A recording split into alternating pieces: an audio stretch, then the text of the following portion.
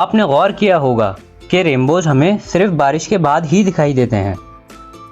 اس کی وجہ یہ ہے کہ رینبوز کی تخلیق میں بارش کا ایک بڑا ہاتھ ہے۔ سورج کی سفید روشنی جب آسمان میں موجود پانی کے ذرات میں سے گزرتی ہیں تو پانی کے ذرات اس سفید روشنی کو 7 الگ الگ رنگوں میں توڑ دیتے ہیں، بالکل ایک پرزم کی طرح، اور ان 7 رنگوں کا مجمع ہی رینبو کہلاتا ہے۔ مگر پھر رینبو گھوما ہوا کیوں ہوتا ہے؟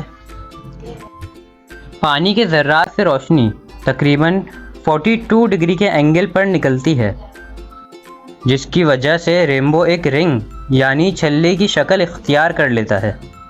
اب چونکہ ہم لوگ رینبو کو زمین سے دیکھتے ہیں تو اسی لیے ہمیں وہ آدھا نظر آتا ہے، مگر جب ہم اسی رینبو کو آسمان سے دیکھیں گے تو وہ ہمیں گول نظر آئے گا۔